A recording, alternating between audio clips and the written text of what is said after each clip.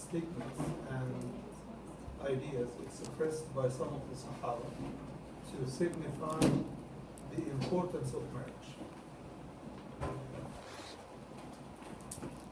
Oh, sorry. Yeah. Are we, is there a prohibited class? Like people who are prohibited from getting married? Is that a class? Or do we stop at Makruh and that's it? I think I would go for makruh because Okay. the only prohibition would be not in the marriage contract itself, but if it is based on deception. If somebody knows that I cannot perform, the doctors told me I cannot perform, and I know I cannot perform, and I hide it, and I go and pretend that everything is okay. Some people do this, and then they claim that no, it is she, no, it's he. But that will make it prohibited. And the prohibition here is not exactly related to disability, much more than it is to deception. Okay? So, to signify the importance of marriage, you will hear Ibn Mas'ud, for example, saying, if I only have 10 days left in my life, and I know that I'm dying by the end of the 10 days, I would still marry. What is the last word in his statement? Because I fear fitna. I don't want to be tested. مخافة الفتنة. Ibn Abbas was saying to Sa'id ibn Jubayr, marry because the best of this nation got married. Sa'id ibn Jubayr was one of those Sahaba who was kind of like bordering on Sufi, and he wants to just be a worshipper, abid, nothing in this life. So he said, no, you have to marry. Ibrahim ibn Maysara said, Tawus told me, you either get married or I will tell you what Umar said to Abu Zawaid. What did Umar say? He said, if you're not married, Abu Zawaid, it's either that you cannot marry, which means you have disability in that side, or that you are really an evil person. You're satisfying your desire in the haram way. There is no third option. If it is neither, you must get married. That's Umar's view. Okay. Ahmad, in one of his statements, he said that being a single has nothing to do with Islam in any way. Living as a bachelor forever, you can't do that. Anyone who calls you to abandon marriage or not to ever get married, he is deceiving you and he's inviting you to something different than what Islam says. That's his views. Shafi'i says that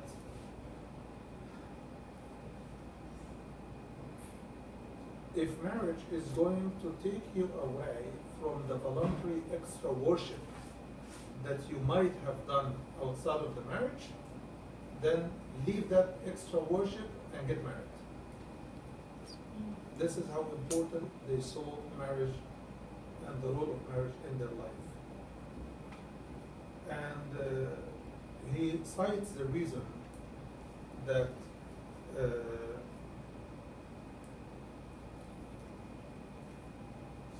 that the Quran talks about Prophet Yahya alayhi salam. It says Sayyidan wa Hasura. Sayyidan means he's a leader, and Hasura means somebody, despite his desire, he was not letting his desire take over his life, indulging with women or anything. He controlled his desire to devote time to worship and to make da'wah and so on and so forth. Yes. So was he saying that those who married?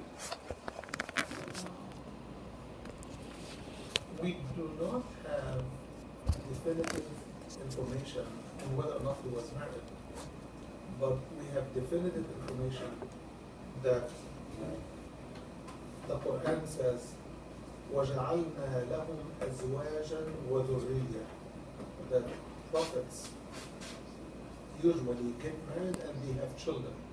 Some would go as far as saying that Jesus himself was married.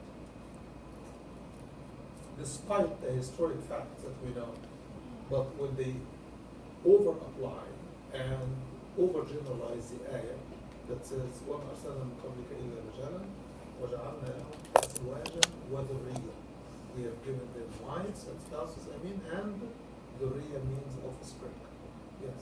Sorry, I just don't understand the connection between what Shafi'i said and what his citation is, or like his reasoning is. سيدنا الرسول. Yes. Can you explain that again? What's your No, I'm agreeing with what I'm saying. سيدنا الرسول, but isn't it about Because he's saying, he cites the ayah, that's his proof. But I don't understand how the proof is backing it up.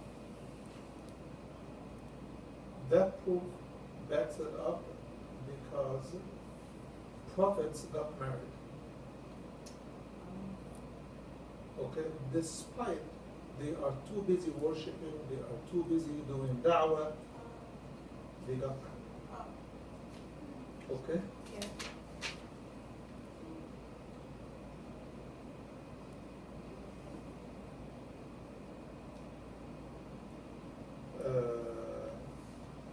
Definitely we know the ayah in Surah Al-Imran, ayah number 14, where Allah says, زُيِّنَ لِلنَّاسِ حُبُّ الشَّهَوَاتِ مِنَ النِّسَاءِ وَالْبَنِينَ وَالْقَنَاطِيرِ الْمُقَنطَرَةِ مِنَ الذَّهَبِ وَالْفِضَّةِ إلى آخر الآية, which means that it was made beautiful in the eyes of people to love the desire for women and children and tons of gold and silver and horses. All of these are pleasure and joy of this life, right? ذلك متاع الحياة الدنيا. The ayah says, all of these were made beautiful. I want you to pay attention to this. When you enjoy any of this in the Islamic legal halal way, then Allah is the one who is making it beautiful in your eyes.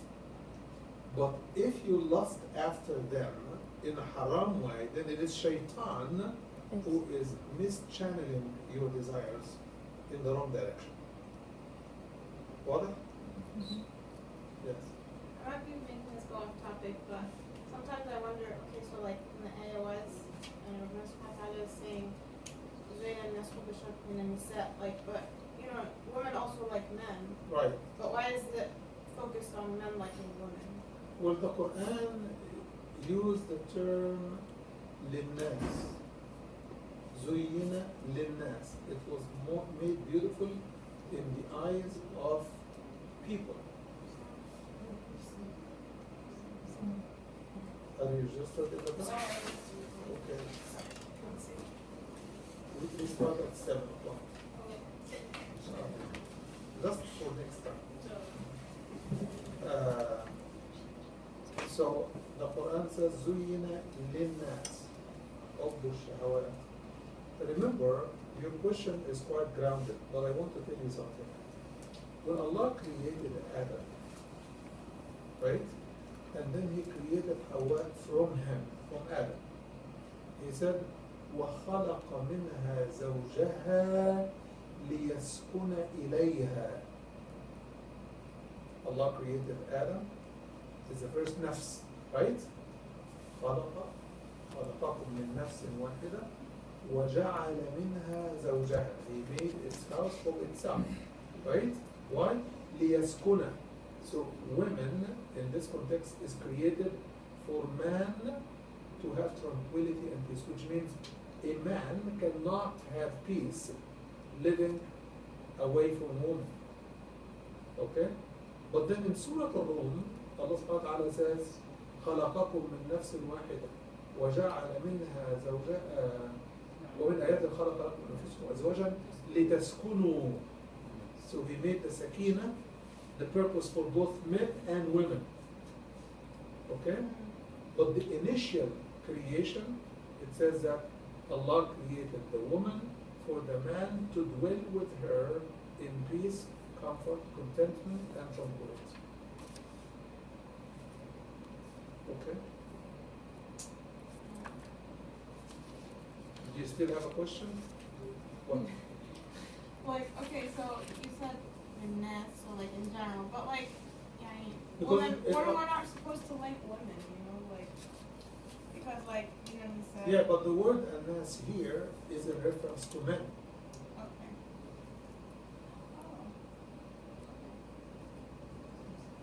Oh. Why does the word anas, which is people, why does it here or in other places refer to just men? Considering the fact that the first creation was a man, okay, and the man is responsible for, as we'll get to know the responsibility, for the woman and the children and the family, then addressing the responsible party is quite legitimate.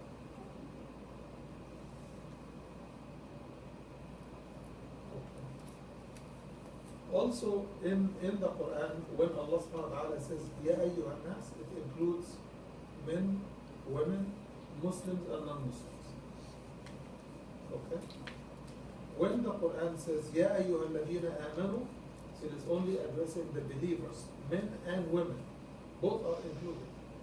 Okay?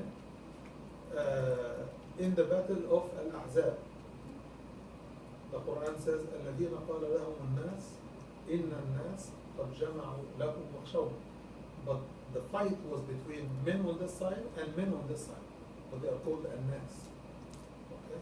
So the word an-nas has a different utility from the word people in English.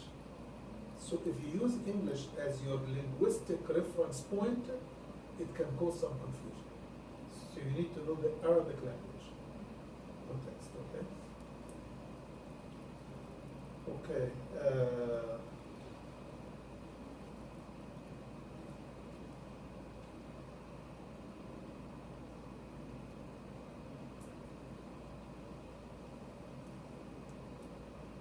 You know the story of the three people who were discussing the worship of the Prophet ﷺ. And they said, but he is a prophet. Okay, he doesn't have to do more because Allah has forgiven all his sins. So he doesn't have to do more. But we, lay people, we have to do much more. If the Prophet makes istighfar, right, we have to make more istighfar. If he prays, we have to do more prayer. If he fasts, we have to do more fasting. So each one of them picked a side and said, as far as I'm concerned, I will pray at night and never sleep at night.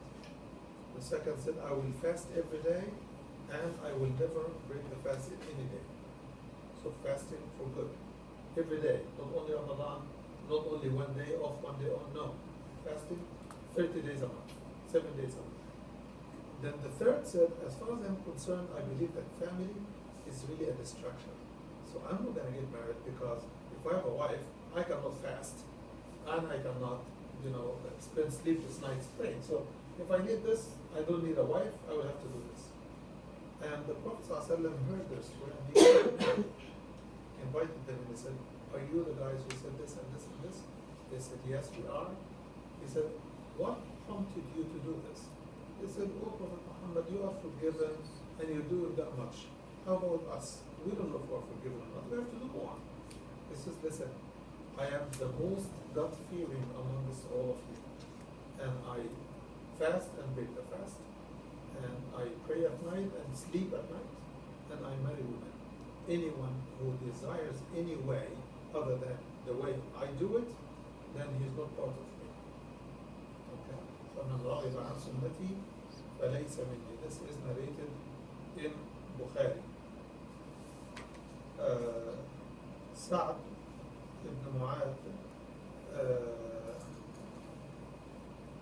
says, using this in his commentary on this hadith, he says, if celibacy, and I want you to keep this word, if celibacy is part of Islam, we would have castigated women, which means, render them permanently disabled in terms of sexual activity.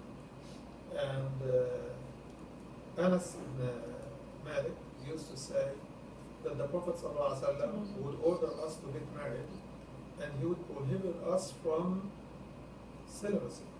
And he would be very, very